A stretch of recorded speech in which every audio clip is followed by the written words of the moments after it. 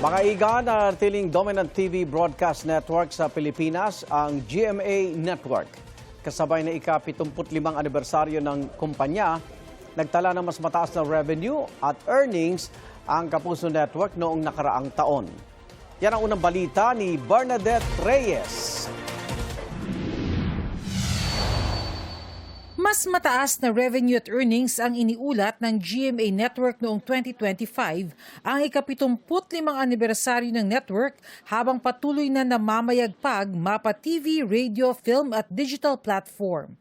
Ito ang ibinalita ni GMA President and Chief Executive Officer Gilberto R. Duavit Jr. sa annual stockholders meeting. We retained our position as the dominant TV broadcast network in the country once again. The year 2025 was a milestone year as the network marked its 75th anniversary, celebrating decades of service to millions of Filipinos across generations while braving challenges and change.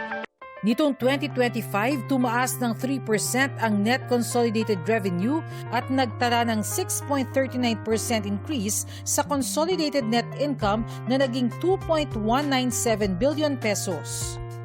Noong 2025, nanguna ang GMA sa people ratings at people audience shares sa Nielsen National Urban Television Audience Measurement o NUTAM. Maging sa Total Philippines Ratings, Philippine National Television Audience Measurement o FinTam. 27 sa 30 top programs ng 2025 NUTAM at FinTam People Ratings ay mula sa GMA sa pangunguna ng Kapuso mo Jessica Soho. 18 sa 25 top news, public affairs and public service programs ang mula sa GMA. Sa pangunguna pa rin ng Kapuso mo Jessica Soho, 24 oras at 24 oras weekend. Nangunguna rin ang GMA Radio Group. Number 1 sa Mega Manila ang Super Radio DCBB at DWLS-FM. Nanguna rin ang mga local radio stations. Binida rin ni Duavit ang patuloy na pagpapalawak at pagpapalakas ng digital presence ng GMA. As audiences turn to digital platforms for information and entertainment, so do we continue to increase and strengthen our digital presence. Sa buong 2025, nanguna ang GMA sa lahat ng media at entertainment companies sa Southeast Asia at sa Pilipinas base sa Tubular Labs Leaderboard, bata ito sa aggregate views sa iba't ibang social media platforms.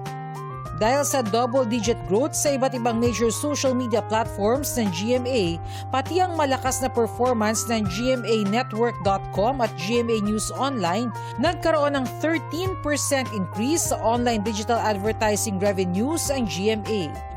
Patuloy rin ang pagpapalakas ng GMA ng pagpoproduce ng pelikula sa pamamagitan ng GMA Pictures. Kasunod ng pagpapalabas ng mga pelikula sa mga sinihan, film festival at streaming platforms, nakatakdang ipalabas ngayong 2026 ang isang epic drama at 2 pelikula mula sa mga nasa likod ng matagumpay na pelikulang Green Bones.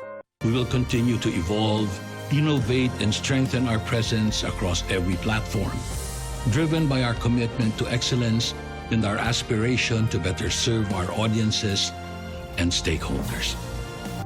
Inihalal din sa stockholders meeting ang 2 bagong independent directors sa GMA Network Board, sina retired Supreme Court Chief Justice Reynato S. Puno at isa sa mga pinagkakatiwalaang investment banking executives na si Enrico S. Cruz. Nagpasalamat si Duavit sa shareholders, advertisers, partners at Kapuso audience sa patuloy nilang pagsuporta sa GMA. Through and because of you, GMA will remain steadfast in its commitment to serbisyong totoo and to remaining forever one with the Filipino. Ito ang unang balita. Bernadette Reyes, GMA News.